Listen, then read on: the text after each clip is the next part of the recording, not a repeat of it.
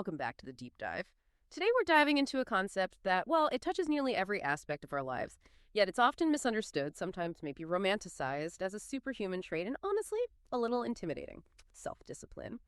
For many people, it immediately conjures images of just sheer willpower, maybe brute force, or a moral virtue only a select few possess. But our deep dive today shows it's far more nuanced than just, white-knuckling your way through tasks. Okay, let's unpack this. We've really gone broad today, pulling from a fascinating stack of sources, everything from ancient philosophy and modern psychology to cutting-edge neuroscience and some incredibly practical guides on habit formation. Our mission: to move beyond the surface-level ideas and give you a truly comprehensive, actionable understanding of what self-discipline actually is. We want to demonstrate how it's not just about some innate trait you either have or don't, but a learnable, cultivable skill that unlocks genuine freedom, frankly, a more meaningful life. Yeah, and what's fascinating here is how often self-discipline gets reduced to just a battle against your own desires or simply raw willpower. Our sources really challenge that view. They show it as a complex, multifaceted human capability, one that transforms your intentions directly into consistent action. It's less about a struggle against yourself, Yeah. and much more about effectively managing yourself, building a reliable internal system for consistent behavior. That's a crucial distinction, isn't it? So if it's not just raw willpower, let's clarify what self-discipline fundamentally entails. Our sources define it as self-restraint and self-management. It's that internal ability to hold yourself accountable and keep operating effectively, even when there's no external supervision watching you. It's rooted in your deeper ambitions, your mission, your sense of social responsibility, ideals, values. Psychologist Steven Pinker offers a really concise definition, calling it the willingness to choose a larger, later reward rather than a smaller, earlier reward, which really emphasizes that idea of delayed gratification. Exactly. And that idea of delayed gratification is a perfect bridge because self-discipline is so often mixed up with motivation or willpower. Let's try an engine analogy to maybe clarify this a bit. Think of motivation as the spark. It's that initial desire, the why, behind your actions, often driven by emotions, desires, or maybe short to midterm incentives. Okay, the spark. Then there's willpower. That's like the fuel in your engine's tank. It's the immediate mental energy you use to resist a temptation right now in this very moment. The short burst. Right. But self-discipline, that's the engine itself. It's a robust system built on your deeper values, principles, and maybe even your identity, geared towards long-term goals. This engine, it keeps running consistently, even when that initial spark of passion fades or the fuel in the willpower tank runs low. The core insight here really is that true self-discipline doesn't solely rely on constantly burning through willpower. It's about proactively building supportive systems and environments that actually reduce the need for constant, conscious effort. That engine analogy really does make sense. It paints such a clear picture of how these concepts fit together. So if self-discipline is this powerful engine, what are its fundamental components? Our sources call them the four core traits, right? How do these interact to build that reliable system you mentioned? Excellent question. And these traits aren't just definitions. They're interconnected, practical skills that form the bedrock of that self-running engine. First, we have responsibility. Now, this isn't just about doing your job or, fulfilling a task. It's a proactive sense of obligation, taking full accountability for outcomes, not just the efforts you put in. The insight here is that true responsibility transforms mere activity into effective action. It builds that kind of reliability and trust that's crucial for any long-term endeavor, whether personal or professional. Right, it's about owning the result, not just saying, I tried. It's exactly. Owning the result. Next up is self-management. This is your systematic approach, organizing your time, your emotions, resources, and behavior to achieve goals. It's really about converting intentions into sustained action. Think about it. Without self-management, even the best intentions can get derailed by short-term emotions or, external chaos. So it's the execution piece. It's the art of executing your plans consistently, Then there's perseverance. This is the grit, that unwavering effort and resilience you maintain when you face difficulties, failures, or maybe just long-term challenges. Its power lies in transforming those short-term setbacks into long-term achievements. It's what keeps the engine running when the road gets tough, ensuring that obstacles become stepping stones, not roadblocks. Sticking with it. Sticking with it. And finally, resisting temptation.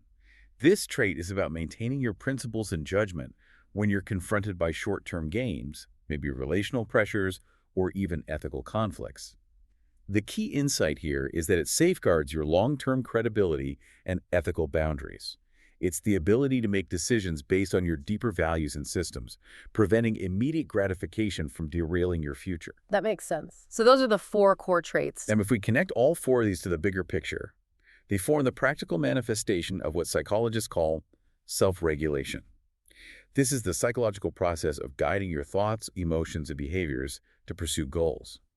Our sources highlight 4 essential elements within self-regulation: having clear standards for what you want to achieve, internal motivation to actually follow those standards, self-monitoring, which is actively observing your own behavior, and finally, the willpower or strength to actually act according to those standards, especially when it's difficult.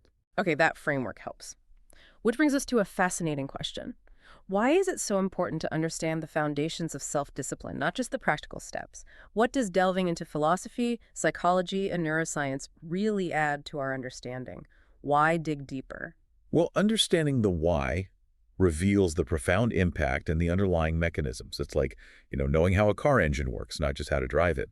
Philosophically, the modern concept of autonomy really originates with Immanuel Kant. He defined true autonomy not as simply suppressing desires, but as a rational being giving and following universal moral laws to oneself.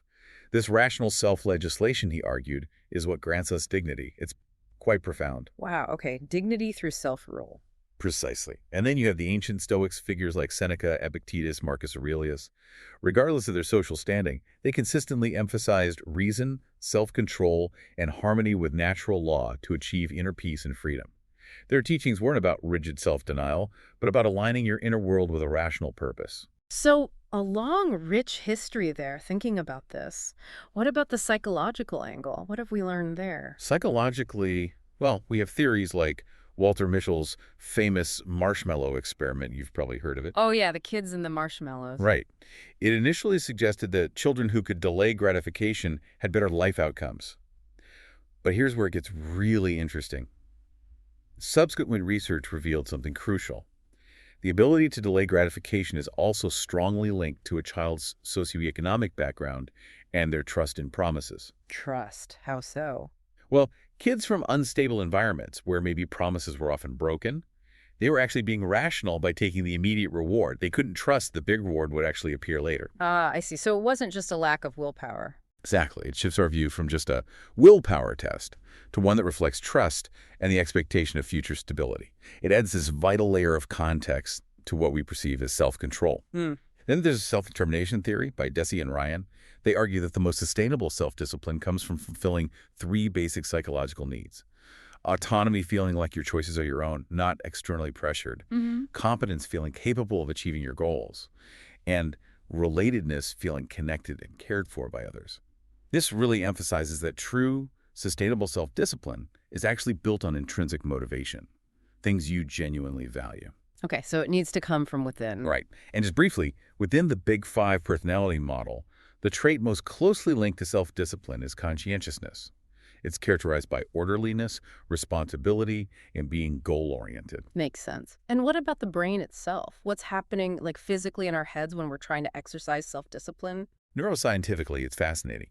The brain's executive center is the prefrontal cortex, or PFC. People often call it the CEO of the brain. The CEO, okay. Yeah, it's responsible for high-level functions like planning, decision-making, and importantly, self-control. It applies top-down control to suppress impulses. On the other side, you have the primal brain, the limbic system. These are older structures, like the amygdala for threat detection and the ventral striatum for pleasure. They generate bottom-up signals, basic emotions, survival instincts, desires, cravings. The more immediate stuff. Exactly. The strength of self-discipline really lies in the delicate balance and communication between the PFC's rational decision-making and the limbic system's emotional impulses. It's a constant negotiation. It's also worth noting, and this explains a lot, the PFC is one of the last brain areas to fully mature, usually around age 25. Ah, hence teenage impulsivity. Precisely. It helps explain why consistency can be so challenging for younger individuals. Their CEO is still under development, you could say. Now, people might have heard of this idea of ego depletion, right? The theory that willpower is like a muscle that gets tired. What's the current thinking on that? Right. That theory, proposed by Roy Baumeister, has definitely faced significant debate and a replication crisis in recent years. There's been a lot of back and forth. So it's not as clear-cut. It's not as clear-cut as a simple depleting resource, maybe. While the precise mechanism is still being discussed, is it actual resource depletion or maybe more of a motivational shift where we strategically conserve mental energy? The practical takeaway remains robust. Building automated systems and habits is always a solid strategy.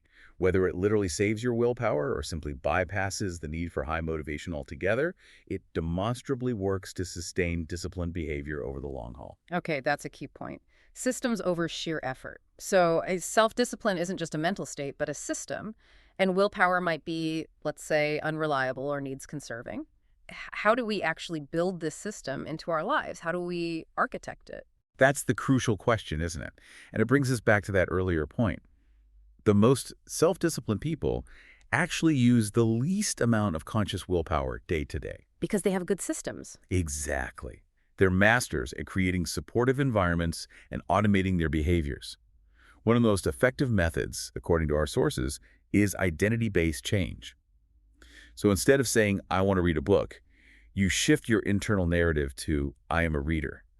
Changing the self-perception. Right. This aligns your behavior with your internal belief about who you are. It makes the actions feel natural, congruent, not forced. You're just doing what a reader does. That makes perfect sense. It's about becoming the person who does these things naturally. So what are some of the most powerful strategies for building those habits, those automated systems? James Clear's atomic habits principles are just fantastic here. They provide a really practical blueprint for making good habits stick. First, make it obvious. Design your environment so the cues for your good habits are visible and unavoidable, and the cues for bad habits are hidden. Like putting running shoes by the door. Exactly like that. Makes the cue for exercise hard to ignore. Second, make it attractive. This is where temptation bundling comes in. You pair a task you need to do with one you want to do.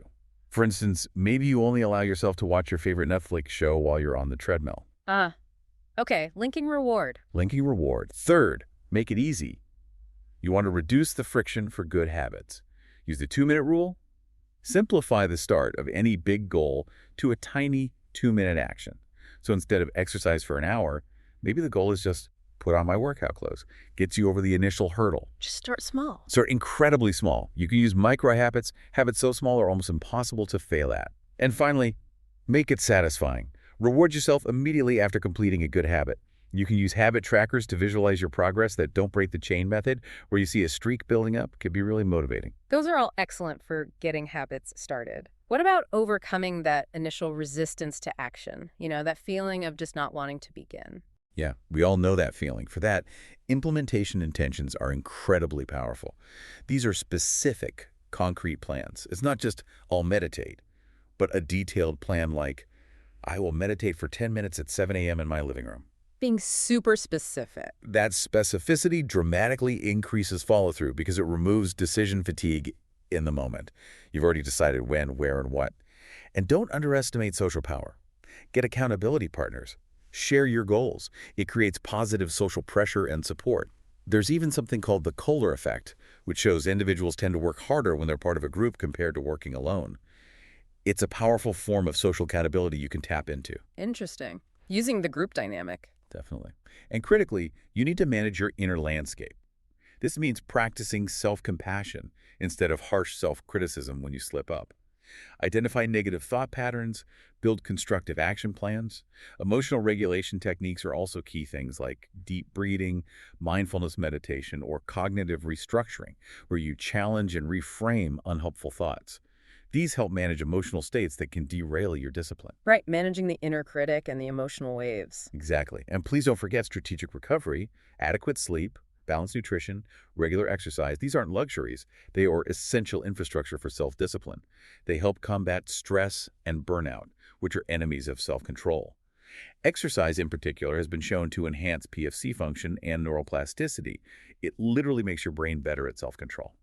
It's really clear that self-discipline isn't just for personal growth goals, like going to the gym. It has massive implications for leaders and organizations, too, doesn't it? Absolutely. It's a core leadership trait. It enables essential skills like excellent time management, maintaining focus, emotional control, and committing to continuous learning. Leaders who embody self-discipline act as powerful role models. They inspire their teams and can help foster an organizational culture of efficiency, accountability, and innovation. It's about creating systems for collective discipline, not just individual effort. Okay, now let's fast forward to our current moment, because here's where it gets really interesting. Self-discipline today faces challenges maybe unlike anything before. We seem to be in the midst of an attention crisis, right? Smartphones, social media, our sources talk about attention fragmentation. They cited a study, for example, showing young people receive an average of 192 notifications daily. That's staggering. That's essentially a notification every 5 minutes of their waking day. It's incredible. And this severely impacts focus, the ability to do deep work, deep thinking. The downstream effects can be serious links to social disorders, sleep deprivation, cognitive decline, addiction, and even mental health issues like depression and anxiety, especially in youth. It's a constant, pervasive battle for our focus. Yeah, a battle. And then there's the pervasive social comparison trap. Social media creates this endless loop where you're constantly comparing yourself to others' curated lives, right? Those carefully selected highlight reels. And this often leads to self-doubt, anxiety, and a significant loss of motivation because your own personal progress feels inadequate against some unrealistic filtered standard. This raises an important question, doesn't it? What is true self-discipline for in this digital age? Our sources really emphasize that true self-discipline aims to help you become a better self, driven by intrinsic motivation and your own personal values, not to simply become like others or chase external validation from likes and follows. It's about building resilience and focus in a world practically designed to constantly hijack your attention. What a journey we've been on, really unpacking self-discipline. We've seen it's a far cry from just raw willpower or brute force. It's this complex, integrated ability, isn't it? Combining profound philosophical insights, robust psychological theories, the very neuroscience of our brains, all wrapped up with practical, actionable habits and systems. Indeed, I think the core message here is that self-discipline, when it's built on a clear sense of identity and intrinsic motivation, and supported by robust systems and automated habits, it ultimately leads to genuine freedom. It empowers you to consciously build a life that is truly aligned with your deepest values, rather than being constantly swayed by impulse or external pressures. As our sources beautifully put it, it's how you achieve freedom through self-discipline and create value through freedom. It's a pathway to agency. Love that. So, as you go about your week, we encourage you, the listener, to reflect on your own understanding of self-discipline. Remember, it isn't really about constant restriction. It's more about making conscious choices that liberate you from impulse and align your daily actions with what truly matters to you. So here's a final thought. What one small system or maybe one identity shift can you implement this week to start building a more disciplined life and unlock more of your own freedom?